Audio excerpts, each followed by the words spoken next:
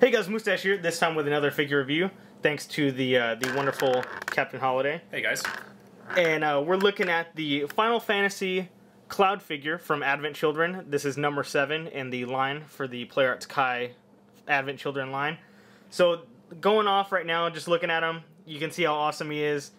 You can see this kind of cloak that's behind him, his big old Buster sword, as well as the figure here. But we'll go ahead and look at the box first, so I'll go ahead and move him to the side. So looking at this box, we get an awesome picture of Cloud here. This is the figure. You can see some of the joints here. So it's very nice that we get these realistic pictures of the figures on the PlayArts Kai boxes. I love those. We do get a PlayArts Kai sticker up there. Awesome metallic text right there. Looking at the side of the box, we do get the Advent Children logo. Looking at the other side, same thing. We just get a little kind of a digital break right there. Looking at the back, we do see some of the poses that this guy can do. Buster sword over the shoulder, Buster sword, you know, in action, as well as all these swords apart on his back there. So that's very awesome. Going into the inside, this guy is a Velcro one. So looking at that, we do get the kind of story there, as well as another awesome shot here. Shows what the figure can do with these different swords. And I'll go ahead and try to zoom in there so you can kind of see that text, maybe what it says. So if you want, you can go ahead and pause the video and check that out. And then on the inside, as you can see, he does come with a base, much like the other PlayArts Kai figures, as well as the instructions are there on the inside, as well as how you can change things around. So I'm actually going to leave this in there because I know Cpt Holiday may not be ready to use that base. So I'll be using the Darth Vader base that I got with the previous Darth Vader variant. So let's go ahead and get back into the figure. So as always, we'll go ahead and get into the accessories first. So first off, he actually does come with this arm already attached to him. This is actually the extra arm here. I know it's a little unfocused, but we'll go over that later, as well as how to change that arm. So he does come with the arm here with the closed fist, which looks very nice. Good joint, ratchets of course, and then you do get more than 90 on the arm, as well as the arm does not do the 360, but that's alright. You don't want to go over it. It's a little more realistic that way. As well as we get the red band that they all wear to kind of in remembrance. So let's go ahead and look at the hands as well. You do get the other closed hands, which this is for the right hand. You do get an open hand here for like a reaching out, as well as a tighter grip on the hand for the sword. So that's actually very nice. So we'll go ahead and get into these awesome swords. So here's the first one here, and this one's very metallic. It's very cool. My camera's kind of coming out kind of dark right now, but it does look very nice. A nice silver with the kind of like wear and tear of a normal sword.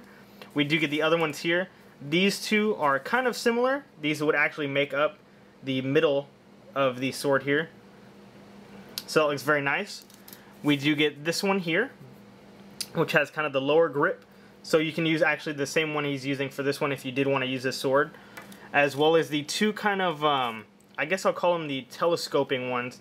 These kind of go back to back and they end up making the kind of, or the base of this sword back here. As well as we'll end up going over that sword right now too.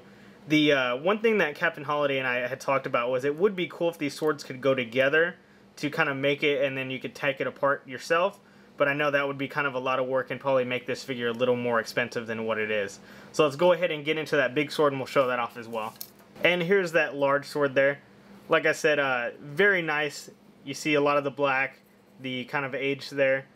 And like I said, my camera still keeps trying to compensate for this darkness of the blade, or maybe the shininess. But it is very nice. And with these swords here, we'll actually go over this right now.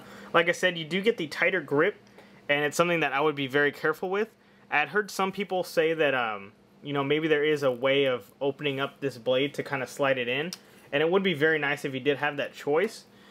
But you would kind of have to work it in there, and it does make a tighter grip. And like I said, with this other one, you do end up getting this loose grip here, and then the kind of relaxed hand here. Hopefully you can see that because of the darkness. And then we'll go ahead and switch over so you can see the detail of this figure here. Let me try to zoom in. So as you can see, he comes with a very nice blonde head of hair. You can see kind of some of the skin tone here as well on this arm. Same thing like the other one, you do get the bicep swivel, the more than 90 there on the arm, and then 360 at the wrist, and then up and down because that is a ball joint. You do get all of these little sheaths here for all the swords. We'll go ahead and show off all that too. And then cool thing is that this little, I guess, side cape here is on a little bendable, I don't know what I'm trying to call it. But it does bend, so you can kind of zoom that out, or not zoom it out, but kind of style it out to wherever you want. You know, if the wind's blowing that way, it is going to stay up, so that's very nice. Going down to the legs, you can see kind of the chest. You can see the detail all here with the navy, and then the wolf here. So that's very cool. Kind of very Final Fantasy-esque. You know, he always does have that on, as well as this is actually on a ball joint too. So you can actually take that off if you want and put that back on. It does leave a little spot there in the shoulder if you do take that off, so most likely you won't. And we'll go ahead and switch out this arm here too. That just go ahead and you slide that out.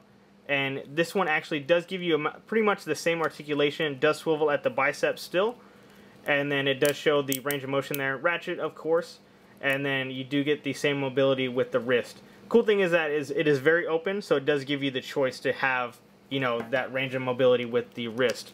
And then you just slide on the other arm there. Looks very nice. Kind of the ending of the movie when he doesn't have the kind of, I don't know what it's called, but kind of like the sickness on his arm there. And then going down, we'll go into the articulation with the legs. As you can see, we get the same kind of navy. It's almost black, but more navy. It's like the darkness is black, and then the highlights are navy. So we do get the more than 90 there. You get almost 180 there, which is great. And then going up, you do get the pivots there. I'm not going to go too far into the articulation because he is a little bit hindered by the pants. He has these combat boot type or combat type pants with the cargos and stuff like that. And this is a double ratchet, by the way, at the knee. And then going down to the foot, what I like is that you actually have a free flowing bottom for the bottom of the pants, so you can do a little more range of motion. He isn't exactly stuck in the same formation every time.